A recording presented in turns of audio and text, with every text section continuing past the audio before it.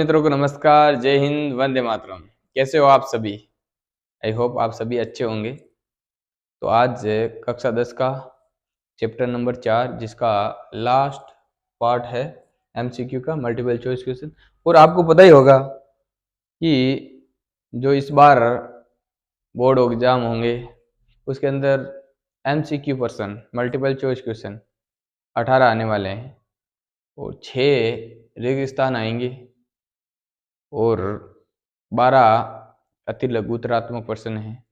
तो कुल मिला के बहुत ज़्यादा एमसीक्यू कारगर होने वाले हैं।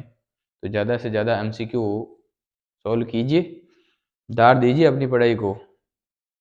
चलिए, तो अपन प्रश्नों की ओर बढ़ने से पहले शुरुआत करते हैं मोटिवेशन कोटेशन के साथ। शिक्षा वह शैरणी का दूध है जो जितना पिएगा उतना दाढ़ेगा। शिक्षा वह शैरणी का दूध है जो जितना पिएगा उतना दाढ़ेगा। तो इसलिए आपको शिक्षा रूपी इस दूध को पीना है और इस जीवन के अंदर एक दहाड़ सबको सुनाई देनी चाहिए। ठीक है, चलिए पहला क्वेश्चन आपके बीच है, कार्बन का सबसे कठोर अपरूप। तो आपको मुझे बताना है कि भाई कार्बन का सबसे कठोर अपरूप। और एक बार बोर्ड में भी प्रश्न पूछा गया, 3 यौगिक दे रखे थे और उनमें से पूछा था निम्न में से कौन सा सबसे कठोर होता है। ठीक है, तो यहाँ पर देखो कार्बन का सबसे कठोर अपरूप। तो पहले तो आप बताओ मुझे अपरूप किसे कहते हैं? अपरूप किसे कहते हैं? कार्बन एक ऐसी धातु है जिसके अनेक रूप विद्यमान होते हैं और प्रत्येक रूप को अपरूप कहा जाता है। कार्बन एक ऐसी अधातु है जिसके अनेक रूप विद्यमान होते हैं और प्रत्येक रूप को क्या कहते हैं? अपरूप। और जो कार्बन के अपरूप है, कार्बन के अपरूप होते हैं वो क्रिस्टलीय अपरूप में आते हैं, जैसे हीरा है, ग्रेफाइट है और फुलरेन है। ये क्रिस्टलीय अपरूप है। और हीरा जो चमकीला होता है और सबसे कठोर होता है। ग्रेफाइट विद्युत का सुचालक होता है। तो ऑप्शन नंबर सी इसका करेक्ट आंसर हो जाएगा। और ये विद्युत का सुचालक होता है क्योंकि इसके अंदर मुक्त इलेक्ट्रॉन पाए जाते हैं।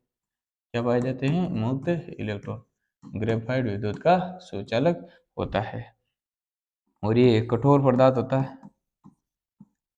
ठीक है, और इसकी खोज बंकफिनेस्टर फुलर ने की थी, इस कारण इसे बंकी बॉल भी कहा जाता है। तो अगला प्रश्न है, निम्नलिखित में से कौन सा एक प्रकार्यात्मक समूह नहीं है?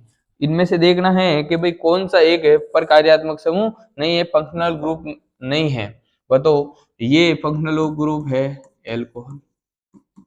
कौन सा है भाई? एल्कोहल है। और ये कौन सा है? एल्डिहाइड है। ये एल्डिहाइड है।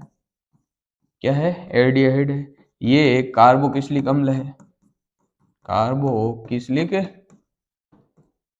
अम्ल है। और ये कार्बोनेट है जो एक है, क्या नहीं है? कार्बो के फंक्शनल ग्रुप नहीं है, प्रकार्यात्मक समूह नहीं है। ऑप्शन डी करेक्ट आंसर हो जाएगा। चलिए अगला प्रश्न, एल्कोहल का सामान्य सूत्र क्या होता है? जो एल्कोहल है उसका सामान्य सूत्र क्या होता है? सबसे पहले एल्कोहल का जो सूत्र होता है CH3CH2OH होता है। ठीक है, और इसका सामान्य सूत्र अपन ऐसे भी कह सकते हो, इसे एथेनॉल कहते हैं। क्या कहते हैं? एथेनॉल। उसे एल्कोहल भी कहा जाता है। और उसका सामान्य सूत्र क्या हो सकता है? CnH2n+1 और OH। ये OH ग्रुप लगा हुआ OH है। और एक है हाइड्रोजन को कम करके क्या जोड़ देंगे? OH समूह। तो ऑप्शन नंबर इसका ए करेक्ट आंसर हो जाएगा। और ये किसका होता है? ये होता है एल्कीन का सामान्य सूत्र। ये होता है एल्कीन का। और ये होता है एल्केन का। ये होता है एल्केन का। और ये होता है एल्काइन का। तो इसमें से भी बोर्ड में से कई बार प्रश्न पूछे गए, ध्यान रखना।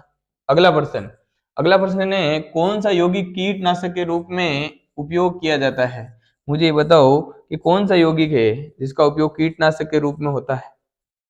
बताओ, और सबके फॉर्मूले भी छाप दो जरा दड़। देखो, मिथेनॉल का सूत्र होता है CH3 OH, और इसके अंदर आपको पता है एल्कोहल समूह होता है एसीटोन, एसीटोन का सूत्र होता है CH3CO और इसके अंदर एल्कोहल फंक्शनल ग्रुप होता है, कौन सा होता है, एल्कोहल फंक्शनल ग्रुप है ये, और इसके अंदर ये दिख रहा है आपको, ये कीटोन समूह है, कौन सा है, इसके अंदर कीटोन फंक्शनल ग्रुप है, और इसका सूत्र होता है C6H6, बेंजीन होता है क्लोरोफॉर्म, क्लोरोफॉर्म CHCl3 क्लोरोफॉर्म है, इसे रंगीन बोतलों में रखा जाता है और क्लोरोफॉर्म का उपयोग किसी को बेहोश करने के लिए भी होता है। तो इसका आंसर हो जाएगा option number D, option number D, इसे कीटनाशक के रूप में प्रयोग लिया जा सकता है। चलो अगला, अम्ल और अगला एस्टरीकरण प्रक्रिया किसके बीच होती है? जो एस्टरीकरण प्रक्रिया है जिसके अंदर एस्टर का निर्माण होता है, जिसके अंदर कार्बोक्सिलिक अम्ल और एथेनॉल, कार्बोक्सिलिक अम्ल और एथेनॉल या एल्कोहल आपस में क्रिया करके क्या बनाएंगे, एस्टर का निर्माण करेंगे। ऑप्शन है अम्ल और सार, ऑप्शन है अम्ल और सार, अम्ल और एल्कोहल, अम्ल और एल्कोहल, ऑप्शन सी हाइड्रोकार्बन और ऑक्सीजन, अम्ल और पानी। तो बताओ, देखो एस्टरीकरण के अंदर क्या होता है, CH3COH, मान लो ये एल्कोहल का सूत्र लिख दूं जो है CH3CH2OH और ये CH3COH है, ये एक अम्ल है, ये क्या है, अम्ल है, और ये है एल्कोहल। जब इसकी अभिक्रिया करवाएंगे, क्या करवाएंगे, इसकी अभिक्रिया करवाएंगे तो यहाँ से जल का अणु बाहर निकलने वाला है -H2O, यहाँ बनेगा CH3C double bond O CO CH3, देखिए यहाँ हो जाएगा ये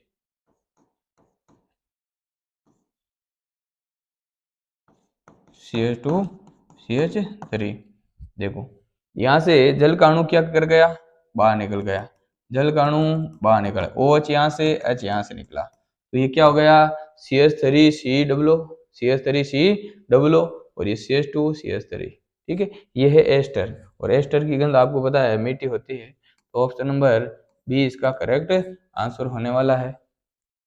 चलिए अगला प्रश्न है, साबुन किसे हटाने में प्रभावी नहीं होता है, साबुन है जो किसे हटाने में प्रभावी नहीं होता है। सबसे पहले तो बताओ साबुन क्या होते हैं, साबुन क्या होते हैं, सोडियम तथा पोटेशियम, सोडियम तथा पोटेशियम के लवण होते हैं, साबुन क्या होते हैं, सोडियम तथा पोटेशियम के लवण होते हैं। जो किसको हटाने में प्रभावी नहीं होता है, ग्रीस को, तेल को, कठोर जल के आयन को, तो ऑप्शन नंबर सी राइट हो जाएगा, कठोर जल के आयन को ये नहीं हटा सकता, यानी ये कठोर जल के अंदर जाग नहीं देता है। चलो अगला 6वां प्रश्न, 7वां प्रश्न, निम्नलिखित में से कौन सा कार्बनिक यौगिक है, बताना है कौन सा है जो कार्बनिक यौगिक है। आपको पता है कार्बनिक यौगिक किसे कहते हैं, जिसके अंदर कार्बन तथा हाइड्रोजन की दीर्घ श्रृंखला पाई जाती है और उसके साथ अन्य व्युत्पन्न भी हो सकते हैं, ठीक है, उसी क्या कहते हैं, कार्बनिक यौगिक। ये कार्बनिक यौगिक है क्या, नहीं है, ये क्या नहीं है, ये कार्बनिक यौगिक है, जी हाँ ये कार्बनिक यौगिक। अगला प्रश्न 8वां, साबुन बनाने की प्रक्रिया को क्या कहते हैं, जो साबुन बनाई जाती है, आपको पता है वसा को विघटित करने की प्रक्रिया को क्या कहते हैं, साबुनीकरण कहते हैं, ठीक उसी प्रकार साबुन बनाने की प्रक्रिया को साबुनीकरण कहा जाता है। ऑप्शन बी इसका करेक्ट आंसर हो जाएगा। संकलन गुण किस तत्व में सबसे अधिक पाई जाती है, जो संकलन का गुण है यानी कार्बन कार्बन के साथ मिलकर एक लंबी श्रृंखला का निर्माण करता है, उसे क्या कहते हैं, संकलन। तो कार्बन के अंदर सर्वाधिक संकलन का गुण पाया जाता है, ये भी बोर्ड में प्रश्न पूछा जाता है। अगला प्रश्न है CH3COOCH3 किस प्रकार का यौगिक है, CH3, देखो CH3COOCH3 किस प्रकार का यौगिक है, बताना है, क्या ये कीटोन है, क्या ये एल्कोहल है, क्या ये एस्टर है, क्या ये एल्डिहाइड है, तो बताओ कि क्या है, तो ये एक क्या है, बताओ इसके अंदर, बताओ ये क्या है, तो ये एक क्या है, एस्टर है, क्या है लाला, ये एक एस्टर है, क्या है, एस्टर, ऑप्शन सी इसका करेक्ट आंसर हो जाएगा, ठीक है। ओके, बाय बाय, जय हिंद, वंदे मातरम। मिलते हैं नेक्स्ट वीडियो में जैव प्रक्रम के साथ।